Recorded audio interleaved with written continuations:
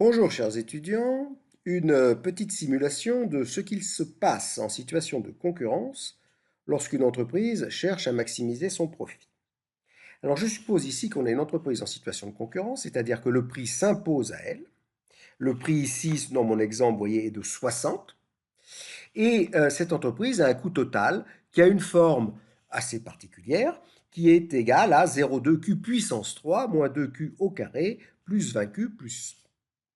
Le coût total ici est généré dans le tableau en fonction des quantités. Le coût fixe total est de 100. Je peux calculer mon coût marginal, mon coût variable moyen, mon coût moyen et mon profit. J'ai représenté à droite ce qui se passe pour un prix de 60 au niveau du profit et au niveau des trois coûts, ici coût marginal, coût moyen, prix.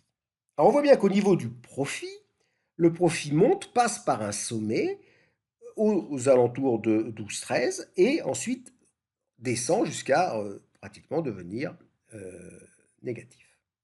Au niveau des coûts, on voit que le coût moyen ici est une forme en U, le coût marginal coupe le coût moyen en son point le plus bas et ensuite croît plus fortement. Le prix ici de 60, c'est ce trait horizontal, vient couper le coût marginal en un point. Lorsque le prix coupe le coût marginal à l'intersection ici, on a, et si on regarde sur le graphique du haut, on a le profit qui est maximal. C'est la règle. Pour maximiser le profit, il faut que égaliser le prix et le coût marginal. Alors, en regardant ces deux graphiques, on va modifier le prix, voir ce que ça va produire. En modifiant le prix, ici, vous voyez, sur le graphique du bas, la droite, ici, gris, va monter. Normalement, le profit devrait se déplacer. La courbe du profit devrait se déplacer. Alors, je suppose ici que le prix passe à 80. Alors, faisons passer le prix à 80. Vous voyez? Voilà les deux phénomènes. Hein. Vous voyez que la droite ici monte. Elle vient couper le coût marginal pour une quantité plus élevée, autour de 14, et le profit s'est décalé ici. Alors, si j'avais mis 100 ou 120, j'aurais eu un effet encore plus fort, vous voyez, pour 100, le profit est autour ici de 17. Parce que le coût marginal, on applique toujours cette règle, coupe le niveau du prix, ici. Alors, on peut aussi avoir un prix beaucoup plus bas, par exemple 40.